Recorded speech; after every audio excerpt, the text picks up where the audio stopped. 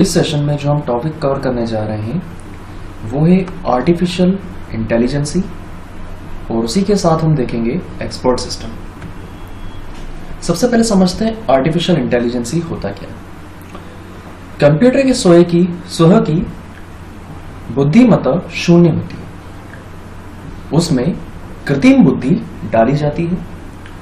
जब कंप्यूटर का आविष्कार हुआ था तब उसे सिर्फ गणितीय गणनाओं के लिए बनाया गया था, लेकिन जैसे जैसे कंप्यूटर की तकनीक में सुधार होते गए हैं वैसे वैसे उसमें बहुत से कार्य करने के लिए सक्षम बनाया गया। जब कंप्यूटर को डेवलप किया गया था तो मेनली उसका रीजन होता था कैलकुलेशन, और आज भी वो लॉजिकल कैलकुलेशंस पर ही काम करता है। लेकिन जैसे जैसे टेक्निक्स बढ़ती जा रही हैं वैसे वैसे वह हमारी जीवन शैली का एक महत्वपूर्ण हिस्सा बनता जा रहा है। यह कह सकते हैं कि अब एक इंसान उस पर निर्भर होना शुरू हो चुका है और कई हद तक निर्भर हो भी चुका है। लेकिन कंप्यूटर जो है वो खुद से कभी कोई डिसीजंस नहीं ले पाता है, ना वो किसी बारे में सोच पाता है। लेकिन इंसान द्वारा एक ऐसा इंटेलिजेंस बनाया गया, एक ऐसी बुद्धि बनाई गई जो सिस्टम के अंदर डाली गई है, जिसके आधार पर वह इस सक्षम हो चुका है कि वह डिसीजन ले सकता है, कोई भी निर्णय ले सकता है अवसर आने पर। लेकिन एक बात, इसको मनुष्य ने बनाया है, दैट्स वाई ये आर्टिफिशियल, मैन मेड, प्राकृतिक इसकी कोई भी बुद्धि नहीं, दैट्स वाई ये आर्टिफिशियल इंटेलिजेंसी है। और यही एक कारण है कि इतना विकसित होने के बावजूद भी ये मनुष्य का स्थान शायद ही ले पाए। हम आगे इसको लेके बात करेंगे। वर्तमान में कंप्यूटर का प्रयोग न सिर्फ गणितीय गणना के लिए होता है, अपितु कंप्यूटर द्वारा बहुत से अन्य काम जैसे मशीन को नियंत्रित करना, उपग्रहों को नियंत्रित करना इत्यादि कामों के लिए भी किया जाता है। जैसे जैसे कंप्यूटर तकनीक में सुधार होते गया है वैसे वैसे उसकी कार्य क्षमता, उसकी मेमोरी, उसकी कार्य करने की गति इत्यादि में भी सुधार हो गए हैं, लेकिन फिर भी उसे मानव समान सोचने एवं सीखने की क्षमता प्राप्त नहीं। वैज्ञानिक क्षेत्र में काम कर रहे हैं 5वीं पीढ़ी के कंप्यूटर में इस प्रकार क्षमता विकसित करने का प्रयत्न किया जा रहा है। अभी जो रिसेंटली हम लोग हैं वो 4th जनरेशन, अब 5th जनरेशन में टोटली फोकस है एआई पे, आर्टिफिशियल इंटेलिजेंस पे, यानी कि वह मनुष्य की एब्सेंस में, गैर हाजिरी में या मौजूदा स्थिति जब मनुष्य के दिमाग की नहीं होगी तो वह कई हद तक मनुष्य जैसे निर्णय लेने के लिए योग्य बन जाएगा। अब इसके बाद बात करते हैं एक्सपर्ट सिस्टम के बारे में। एक्सपर्ट सिस्टम एक समझने वाली चीज है। यह कृत्रिम बुद्धि अनुसंधान में सबसे प्रथम और अधिक प्रयोग होने वाली एप्लीकेशन है। कृत्रिम बुद्धि विज्ञान कंप्यूटर मानव के समान सोचने एवं निर्णय लेने की क्षमता प्रदान करता है। हमें किसी विशेष कार्य को पूरा करने के लिए या किसी समस्या के समाधान के लिए उस क्षेत्र के तय की गई आवश्यकता होती है। उदाहरण के लिए, यदि कोई मकान बनाना है तब सिविल इंजीनियर की आवश्यकता होती है, या किसी बीमारी में डॉक्टर की आवश्यकता होती है, या बैलेंस शीट बनाने में चार्टेड अकाउंटेंट की आवश्यकता होती है। विशेषज्ञ अपने क्षेत्र में तज्ञ होते हैं। इसी प्रकार से कंप्यूटर में किसी विशेष कार्य को पूरा करने के लिए या समस्या को सुलझाने के लिए एक्सपर्ट सिस्टम बनाया गया है। एक्सपर्ट का मतलब होता है एक जानकार। हर एक फील्ड का एक एक्सपर्टाइज पर्सन होता है, हर एक क्षेत्र का एक ज्ञानी होता है। यदि आप हेल्थ संबंधित बात करें तो डॉक्टर है, बिल्डिंग कंस्ट्रक्शन संबंधित बात करें तो सिविल इंजीनियर है, अकाउंटेंसी की बात करें तो वहां पर एक अकाउंटेंट है। तो ये अपने अपने फील्ड के मास्टर्स हैं। लेकिन यह कह सकते हैं कि एक डॉक्टर जो है वो घर नहीं बना सकता और एक सिविल इंजीनियर किसी का इलाज नहीं कर सकता।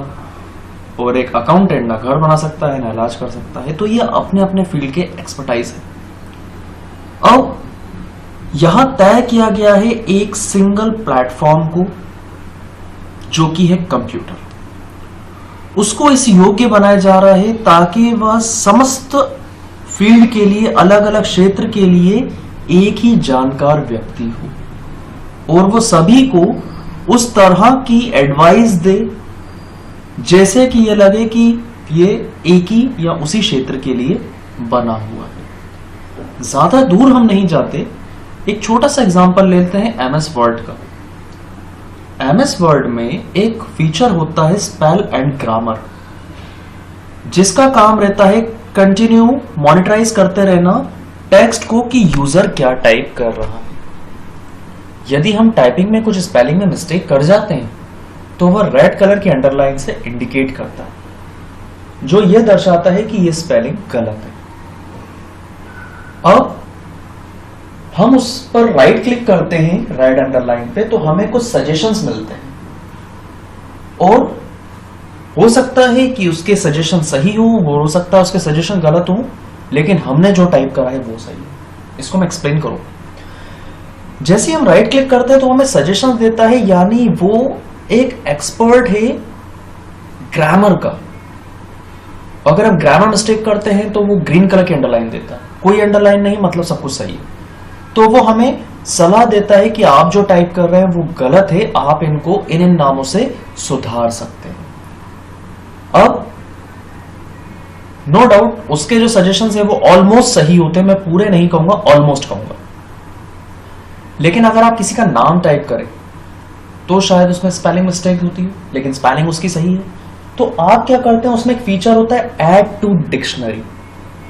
ऐड टू डिक्शनरी बोलते ही वह आपसे सीखने भी लग जाएगा कि अच्छा इस तरह का भी कोई वर्ड होता है, वो आपसे सीख चुका है।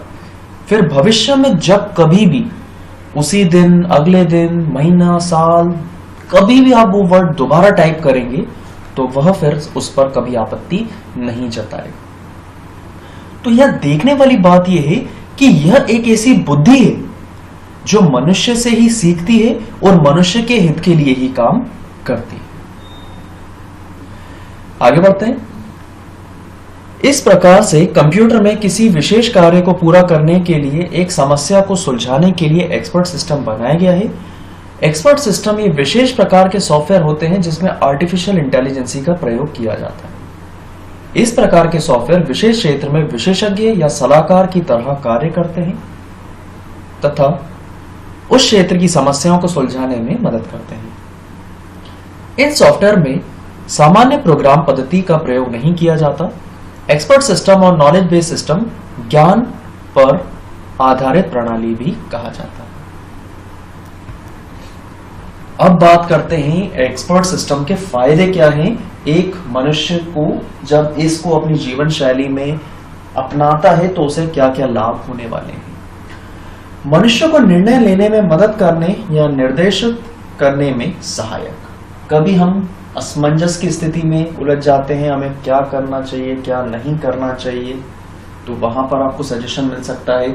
यदि आप शेयर मार्केट में कुछ शेयर्स परचेज करने जा रहे हैं तो वहां पर टॉप 10 शेयर्स की लिस्ट हमें दिखाई जाती है कि पिछले 3 सालों के मुताबिक कौन से शेयर्स ज्यादा प्रॉफिट दे रहे हैं। तो यहां पर हमें देख सकते हैं, हमें सलाह मिल सकती है घर बैठे। समस्या को परखना, निदान करना, मनुष्य द्वारा जाने अनजाने में हो जाने वाली भूल का सुधार भी ये करता है। इनपुट का विवेचन करना, वही बात, परिणामों की भविष्यवाणी करना, यानी अगर आप यहां पर कुछ इनपुट देते हैं तो यहां पर कई बार हमें कॉशंस, एरर्स मिलते हैं कि यदि आप ऐसा करना जा रहे हैं तो भविष्य में आपको कुछ नुकसान भी हो सकता है। क्या आप अभी भी सहमत हैं इसको आगे बढ़ाने के लिए? तो इस तरह के भविष्यवाणी भी हमसे वो करता है। लेकिन ऐसा नहीं कहेंगे कि भविष्यवाणी बताएगा। एस्ट्रोलॉजर्स वगैरह भी जो प्लेटफॉर्म एक सॉफ्टवेयर बनाते हैं कि यहाँ पर एक कुंडली सॉफ्टवेयर है जिसमें आप अपनी डेट ऑफ बर्थ, अपना नाम, कहाँ रहते हैं, आपका बर्थ टाइम क्या है, वो सारी डिटेल डालेंगे तो वो आपको भविष्य में कुछ होने वाली गतिविधियों के बारे में पहले से ही सूचना दे सकता है। मौसम का हाल भी इसी के अंदर आता है कि आने वाले 7 दिनों में मौसम का क्या हो सकता है, क्या हाल हो सकता है, इसको लेके थोड़ा बहुत आपको आगाही कई हद तक कर देता है। निष्कर्ष और न्यूनचित सिद्ध करना, किसी समस्या के लिए वैकल्पिक सुझावों को देना, जैसे कि स्पेल एंड ग्रामर इसका एक एग्जांपल है। आगे बात करते हैं डिसएडवांटेजेस के बारे में कि क्या क्या नुकसान उठाने पड़ सकते हैं एक्सपर्ट सिस्टम के साथ काम करते हुए। एक्सपर्ट सिस्टम के साथ कॉमन सेंस मुख्य मुद्दा है। जैसे एग्जांपल के लिए बात करें कि कभी एग्जाम फॉर्म हमें फिल करना होता है, तो यहाँ पर एक प्लेटफॉर्म बनाया गया है कि फलाना तारीख तक आपको इतने बजे तक ऑनलाइन फॉर्म के लिंक एक्टिवेट रहेंगे। जैसे ही ये तारीख आ जाए और समय निकल जाए, लिंक ऑटोमेटिकली डिसेबल हो जाए। अच्छी बात है, समय पर काम करना बहुत अच्छी बात है और ये होना भी चाहिए, लेकिन 100 में से एक बार ऐसा जरूर हो सकता है कि कोई स्टूडेंट अपना फॉर्म किसी कारणवश नहीं भर पाया, वो बहुत बुरी परिस्थिति में हो, ऐसा भगवान ना करे किसी के साथ होना भी चाहिए, तो कई बार वो दिक्कत जेन्युइन भी हो सकती है। जैसे हम देखकर कई बार नीति नियमों के विरुद्ध जाकर उस काम को करते हैं, तो इस तरह के भावात्मक डिसीजन एक्सपर्ट सिस्टम नहीं ले सकता। ये एक लकीर, एक बिंदु पर काम करता है, ये होना है तब होना है, तो जब वो समय आएगा तब वो होकर ही रहेगा। वे कभी कभी कुछ गलत निर्णय भी ले सकता है क्योंकि उन्हें नियम और कानूनों का पालन करना पड़ता है। जैसा कि उन्होंने प्रोग्राम किया गया था, वह पूरी तरह से नए तरह की समस्या का समाधान नहीं दे सकते। इस तरह की चीजें वास्तव में प्रोग्राम करना कठिन है। रियल वर्ल्ड में हम किसी को कंसिडर कर देते हैं, किसी को क्षमा कर देते हैं किसी बात या कारण के आधारित पर, जिसे हम मनुष्य भाव के नाम से जानते हैं। तो ये शायद एक्सपर्ट सिस्टम को सिखा पाना मुश्किल है। असंभव कहना तो शायद गलत होगा, उसकी विकसित होने की गति को देखकर शायद ऐसा हो जाए, पर अभी तो नहीं। सेकंड पॉइंट है, मानव विशेषज्ञों की स्थिति के बारे में जानकारी होती है। इसका मतलब है कि वह कैसे महसूस करता है, वह स्थिति में कैसे प्रभावी है, लेकिन एक्सपर्ट सिस्टम को किसी भी स्थिति के बारे में कोई जानकारी नहीं होती।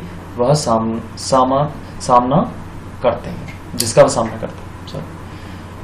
यानी कि ह्यूमन के अंदर एक नेचर होता है कंसिडर करने का, जो हमने पिछले पॉइंट में डिस्कस करा, उसी के आसपास ये पॉइंट भी जा रहा है कि परिस्थितियों के हिसाब से काम नहीं करता, यह महसूस नहीं करता किसी चीज को, ये एक ट्रू और फॉल्स के बेस पर ही काम करता है, लॉजिकल्स पर ही ये काम करता है।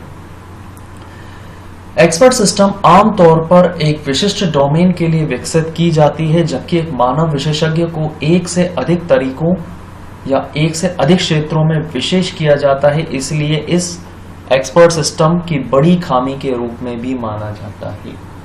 एक एक्सपर्ट सिस्टम के अंदर बनाई गई एप्लीकेशन एक ही तरह का काम करेगी, हालांकि कंप्यूटर एड के, लेकिन एप्लीकेशन अलग अलग है, लेकिन वह एप्लीकेशन तो एक ही काम करेगी ना। लेकिन एक मनुष्य एक समय में एक से अधिक गतिविधियों को संभाल सकता है।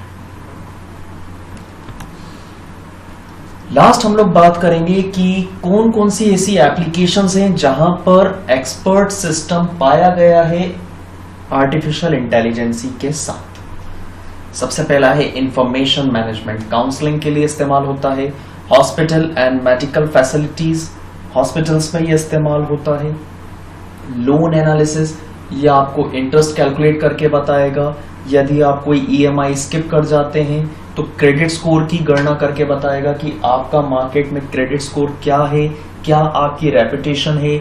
आपने अगर प्रीमियम समय पे नहीं भरी है तो इसका क्रेडिट स्कोर कितना गिरा है, आपको भविष्य में और लोन मिलने की संभावना है या नहीं है। तो ये सारा एनालिसमेंट एक क्लिक पे आपको करके बता दिया जाएगा। वायरस डिटेक्शन, बहुत पुराना एंटीवायरस आप अपने कंप्यूटर में डालते हैं तो वो फाइलों में परख करता है कि कौन सी फाइल सही है और कौन सी करप्टेड है। प्लानिंग एंड शेड्यूलिंग, यदि हम कोई शेड्यूल प्लान करते हैं, एक टाइम टेबल भी बनाते हैं टाइम टेबल सॉफ्टवेयर के थ्रू, तो वह हमें फ्री स्लॉट्स ऑटोमेटिकली निकाल के दे देता है। Financial decision making, knowledge publishing, यानी कि कहां इन्वेस्ट करना चाहिए, गोल्ड में इन्वेस्ट करना चाहिए, बैंक में आपको डिपॉजिट रखना चाहिए, या शेयर्स आपको परचेज करने चाहिए, या आपको SIPs करनी चाहिए, इन सारी चीजों को लेके मार्केट की स्ट्रेटेजी जानकर ये डिसीजंस आपको देता है। स्टॉक मार्केट ट्रेडिंग यानी कि कौन सा स्टॉक काफी ज्यादा ग्रोथ पे है, किसकी रेपुटेशन ज्यादा अच्छी है मार्केट में, किसको ग्रोथ मिलने के चांसेस हैं। तो इस तरह के ये सजेशंस जो एक व्यक्ति से हमको मिलते हैं, लेकिन व्यक्ति का एक समय होता है। आप वर्किंग आवर में उससे बात कर सकते हैं, आधी रात में उठा के आप उससे सलाह नहीं ले सकते कि मुझे कहाँ इन्वेस्ट करना चाहिए, कौन सा मार्केट स्टॉक में कौन सा अच्छा चल रहा है, कहने का मतलब है। तो आप उसे आधी रात में जगह के नहीं पूछ सकते, जगह भी दिया तो शायद वो आपको संतोषजनक जवाब ना दे। लेकिन कंप्यूटर है, ये 24/7 एक ही तरह काम करता है, जैसा दिन में वैसा शाम, वैसा सुबह वैसा रात, कोई फर्क नहीं किया जा सकता। तो इस सेशन में हम लोगों ने बात की थी आर्टिफिशियल इंटेलिजेंसी के बारे में और एक्सपर्ट सिस्टम के बारे में।